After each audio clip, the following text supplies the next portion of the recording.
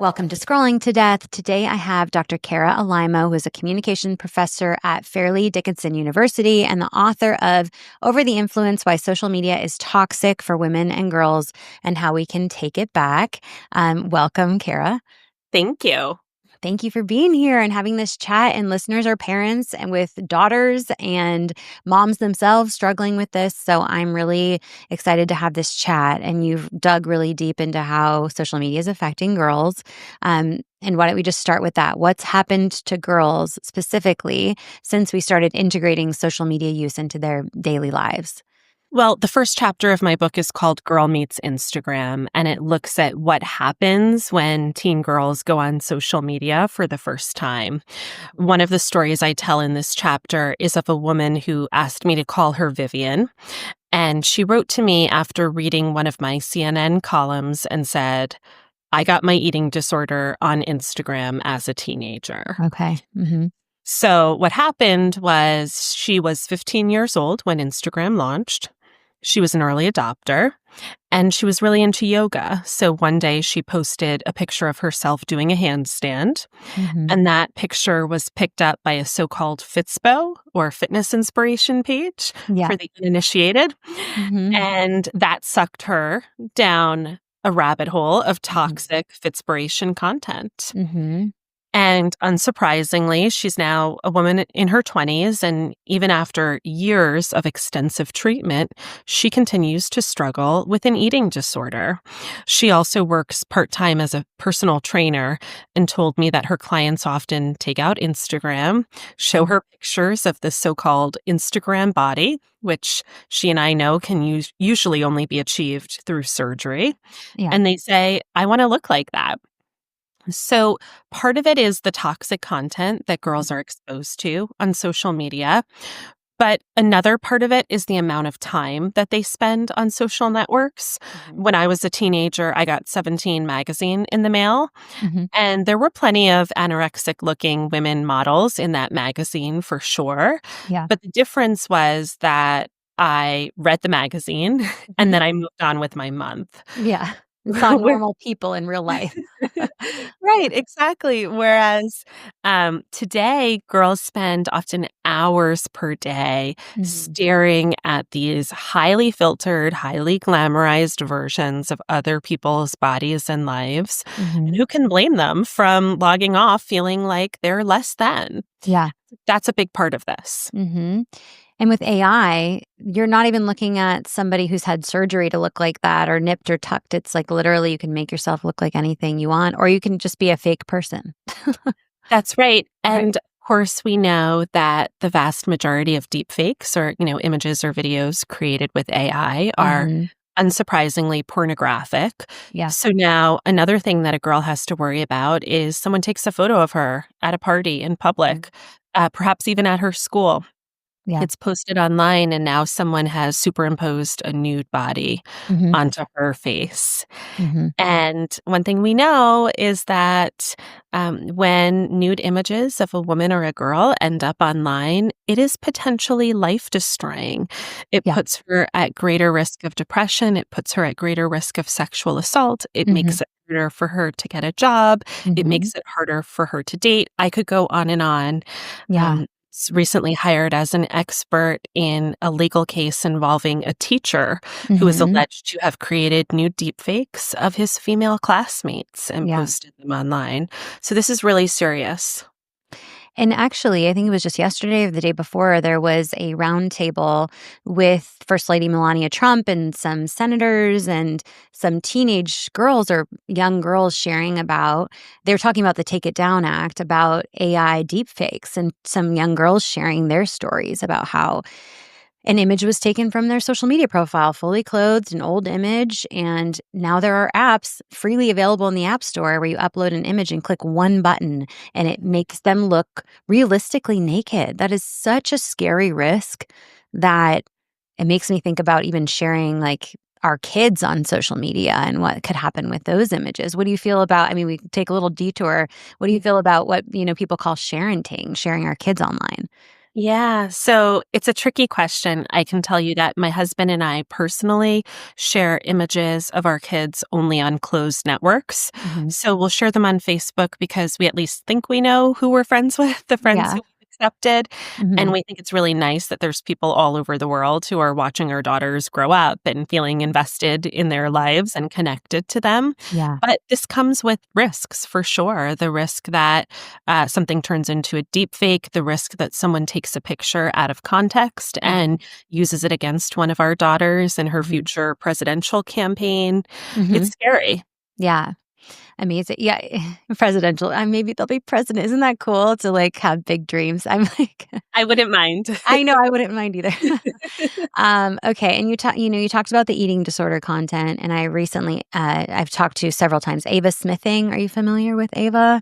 No. She's a youth advocate. She works with the Young People's Alliance, and she had an eating disorder through her teenage years. And she told me that social media taught her not to eat, taught her how to hide it from her family. Like literally, the whole thing was driven through social media. And it does start out with like Fitspo or healthy salad recipes or things like that. And it quickly turns into, 300-calorie diets and just really, really unhealthy, harmful content.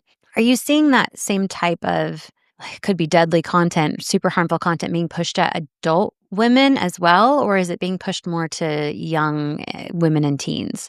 I think it's both. And I think it's really important to remember that algorithms pick up on the most subtle things. Mhm. So the Yeah. Center for Countering Digital Hate, did a study where they pretended to be a 13-year-old girl, created a social media account, briefly paused on or viewed some of this content about eating disorders. And within seconds, this kid is being pushed that content. Same thing can absolutely be true for women. Mhm. And I think that's why it's important for us as users to be really strategic about what we view because we are training our algorithms. Mhm. And, I've been traveling the country talking to parents and students in schools and other places about how to handle their social media use and how to Mhm. protect and empower themselves. And one thing I often tell parents is, shock your kids. And after dinner tonight, sit down with them and say, let's look at TikTok together. Mhm. And whatever your kids' interests are, view that content. Maybe your child is interested in becoming a veterinarian, so you're going to watch some videos together from zoos all over the world. Mhm. And then the nice thing is that even when you're not around, the algorithm will know that your child is interested in that kind of content. Mhm. And so that's the thing about social media. Like the world, we can find absolutely deadly content, Yeah. but we can also find content that empowers ourselves, right? Yeah. I love watching it with them because I think that you'd be surprised at how some of that bad stuff sneaks in even amongst the, animal content, which is, Yes. and, I think there's Instagram that has given the option now for you to reset your algorithm, which, like, can't be undone and basically start fresh. What do you think about that option? Do you think that could be helpful for people that maybe or teens that's algorithm is feeling harmful? I think it's a great idea. Okay. I can't say I fully trust social media Mhm. companies to do Yeah. exactly what they promise, Yeah. but I think starting over, perhaps even more strategically with a new account, Mhm. would be a really great idea for a lot of people. Mhm. And I love that you're watching this content with your daughter because that allows us to initiate the conversations. Mhm. Yeah. So Kate Mann is a philosopher at Cornell University. I think she's one of the most important feminists alive. Mm. And she published this book last year called Unshrinking about our society's fat phobia. But Mm. there's this passage there where she talks about how she would take out Instagram, show her young daughter pictures of people's bodies, and these were people of all different sizes and levels of ability and races. Mhm. And what she would say to her daughter is, I'm so glad they're here in the world with us. Mhm. And for me as a parent, I think one of the most important things we need to teach our children long before they're on social networks, if there's still time, is how Mhm. we view other people's bodies, knowing the kind of content that they're going to be seeing. And that's one of the most beautiful ways I've ever heard of doing it, of teaching a kid, how we approach another person, another human being. Yeah. And, you're right to kind of not trust, though, that the companies themselves are going to prioritize people looking all different ways. I think it was there was some unredacted version of a lawsuit against TikTok that was leaked, and TikTok within their own documentation talked about there was too many unattractive people filling the algorithms, and so they wanted to prioritize beautiful people, which is just so hard to understand. Like, what do you mean beautiful? What is beautiful to you, and what to TikTok? Like, what does that mean? And so they can make tweaks and fully control the algorithm, and I don't think it's a great representation of what the world actually looks like and all the different variations of women, right? That's right, and especially, for an app that prides itself on being about supposedly real life, Yeah. that's really telling. Yeah, super telling. Okay, so there's all of this bad content that comes up in kids' feeds, and we're sort of seeing an alignment in the anxiety rates increasing and depression rates increasing, even self-harm and suicide rates increasing, particularly in young girls. Do you feel like there is a correlation between those two things? My gut tells me that there pretty much has to be. Mhm. We've seen all of these measures skyrocket at the same time that kids started spending more time on social media. Yeah. And I think it's due to so many factors. It's due to the feeling of being less than, but it's also due to the isolation of kids spending time on their phones instead of seeing their friends in person. Mhm. And it's the opportunity cost of all of the other things that they could be doing. Mhm. So in the summer, I send my kids to summer camp, Mhm. which I'm pretty sure is the last place in the universe where I could send them where they won't be on phones Yeah, and right. technology, Yeah. and they're learning skills. They're making friends face to face, which we know is just as important for our health as diet and exercise. Yeah. They're learning skills, which, as John Haidt would say, teaches kids that they can do hard things, Mhm. which is Mhm. protective of anxiety in the future. Yeah. Um, and so, yeah, my gut tells me that it's absolutely related. Okay. Yeah. And kids are spending more and more time kind of isolated and lonely.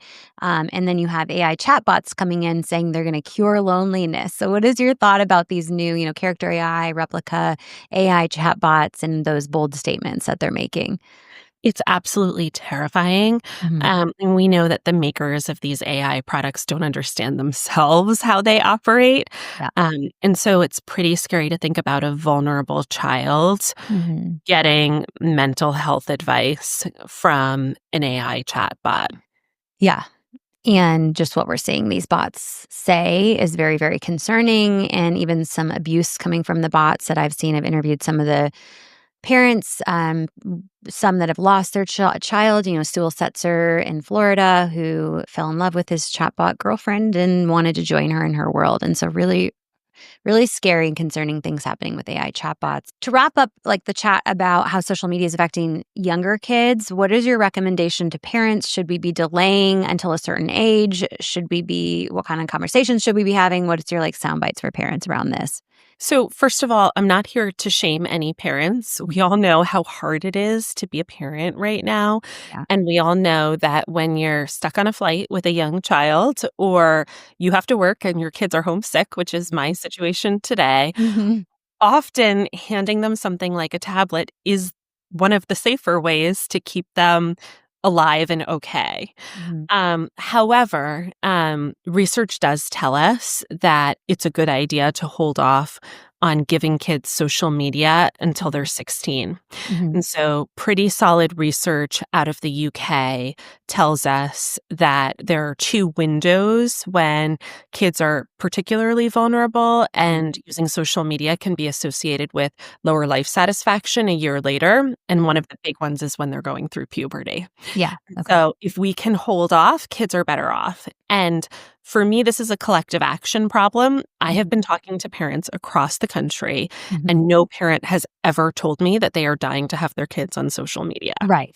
The problem is they're afraid of their kids being left out of valuable social opportunities, right? Yep. If all their other friends are on Snapchat organizing playdates Mhm. and they're left out. And so the trick is for us parents to Mhm. talk to one another and to collectively agree that our kids are not going to be on social media until they're 16. And things like flip phones, I think, are fine. Mhm. But we've got to do that. And I think the trick, if it's possible, is to start young. Yeah, I love that. And, I surveyed parents, and the number one reason I heard too for giving kids social media was all their friends are on it and they didn't want them to be left out. But the second reason, by percentage, was that the school, something related to the school, required it for even an after school program for communication.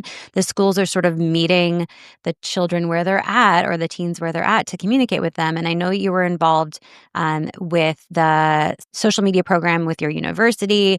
And I do see some schools creating some more boundaries around that. What do you feel about kids communicating via social media for school related things?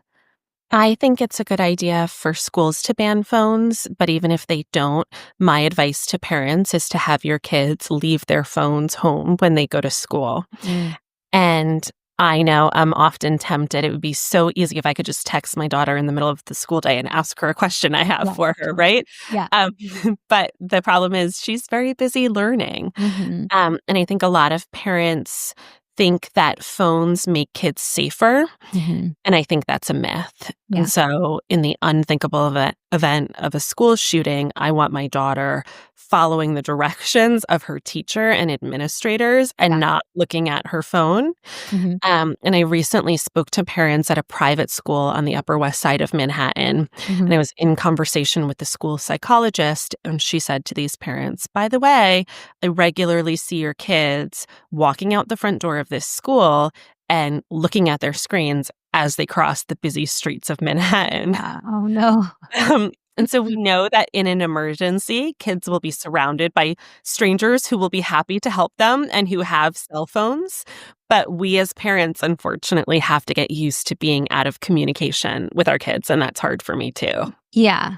And remember that we can always call the school to get a hold of them, even if it's a silly thing or you're picking them up in a different spot. I've done that. And, you know, Exactly. And I recently spoke at a conference of summer camp directors hmm. where I was teaching them how to convince their staff to put their phones away for the summer. Hmm. And one of the camp directors said to me, he says to his counselors, God forbid you get that call. A family member has died. Would you rather be in the middle of doing an activity with young kids and getting this news on your screen? Or Yeah. would you rather I come, walk you over, and say, there's a phone call you need to take in my office, and there will be people here to support you? I've heard of a young girl that got told her grandma died on a text in class, and then she has to process that in front of her friends, talk about bottling up any emotion in the moment, and not the best place to be hearing news like that. Uh, Yeah, and so that's not what we want for our kids, and I think yeah, it's useful to think that through. yeah. Okay. Okay. So putting aside, kids using social media, girls using social media, I want to have a quick chat about moms because Mhm. moms are struggling with what we see and the time we're spending. And so, what are some of the issues you're seeing around moms or, women in our social media use?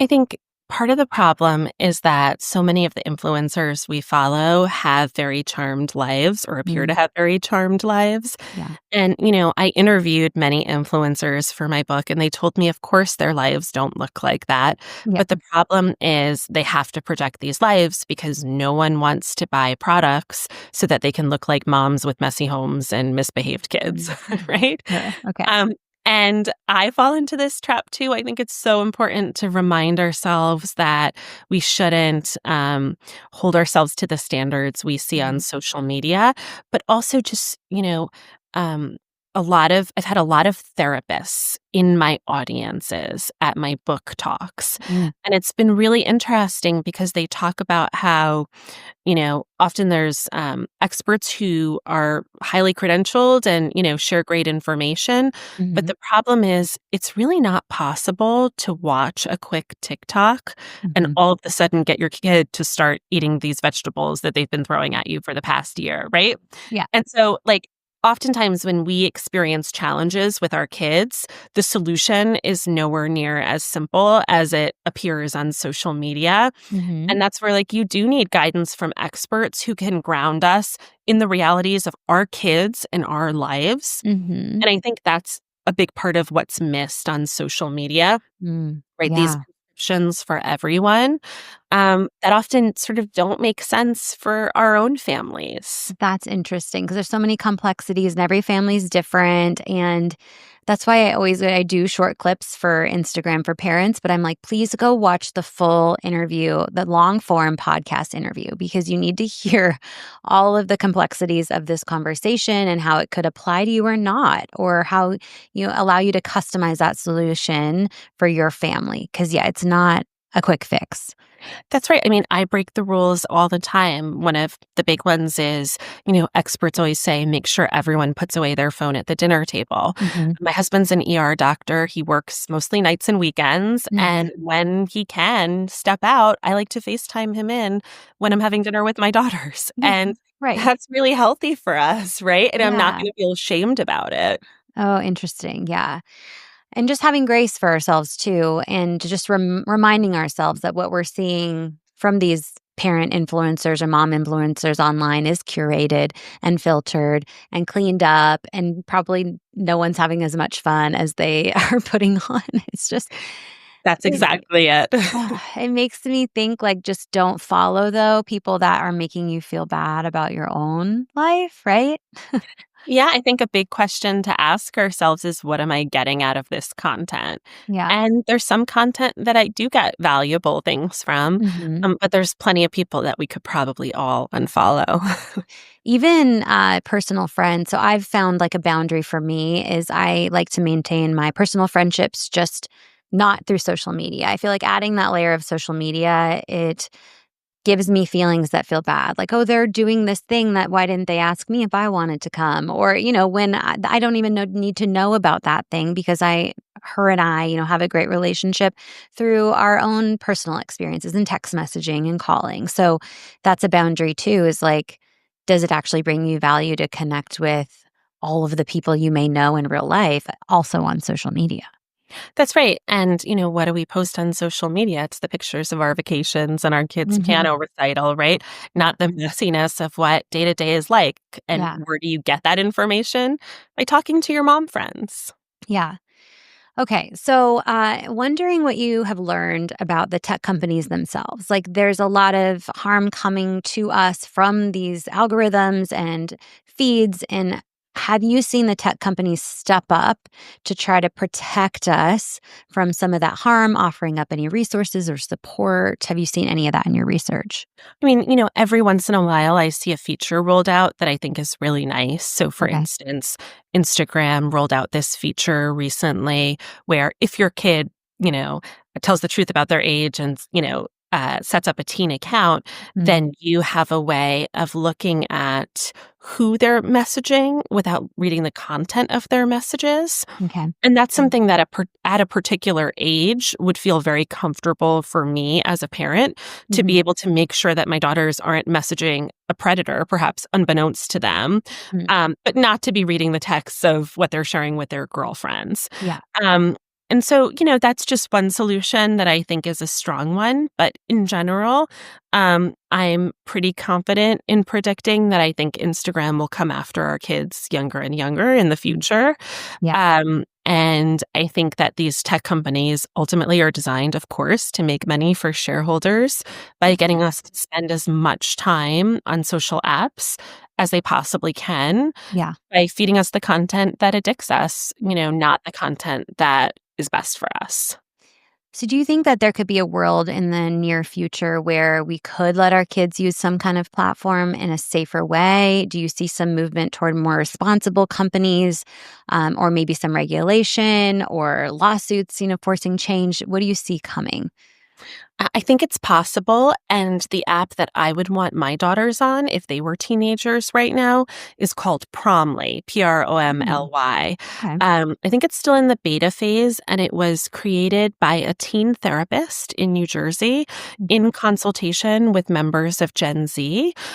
She was also behind the Kids Online Privacy Act. mm, And so she's built in the features that we've needed from big tech companies all along. She mm, age gates, so I can't go on this app, but that's a good thing, right? We don't want mhm. our kids connecting with predators. She provides mental health services. She connects kids based on their interests and connects them with opportunities for things like internships and congressional youth advocacy. This Okay. is what a social app for teenagers should look like, and it just goes to show that big tech companies could have been doing it all along. Yeah, okay. I haven't heard about this one, and you can't be an adult on there, you have to be a teen. Exactly. I think they're using artificial intelligence, which is not that difficult to Right. verify people's ages, right? Mhm. And to not allow adults on. I can't, guarantee that it's foolproof, but I Mm. like that a lot more than Instagram for my daughters. Oh my gosh, yeah, me too, and I have heard of a couple others, one called 8, one called Up, that are, taking different approaches to making it safer. So weare8.com and then scrollhappy.com is Up's website, but, I do like, they're really responsible parents that just, like, wanna do better. They're entrepreneurs, and they're like, "There has to be a way to make this safer." So, love hearing about another one that I will reach out to find out more from. Yeah. Gosh, is there anything that we didn't cover that you wanna make sure to share with listeners who are parents today? I don't think so. This was a great conversation. Good, thank you. Yeah, and I highly recommend your book. Where can listeners connect with you and get your book? Anywhere books are sold, it's Yeah. distributed by Penguin Random House. You can find it hopefully at your local bookseller or on Amazon, Barnes& and Noble, etc. And you can also find me on Instagram. Haha. I have a Facebook author page, and I'm on Blue Sky these days. Okay, beautiful. I'll include links to all of that in the episode notes. And Kara, thank you so much for this conversation. Thank you.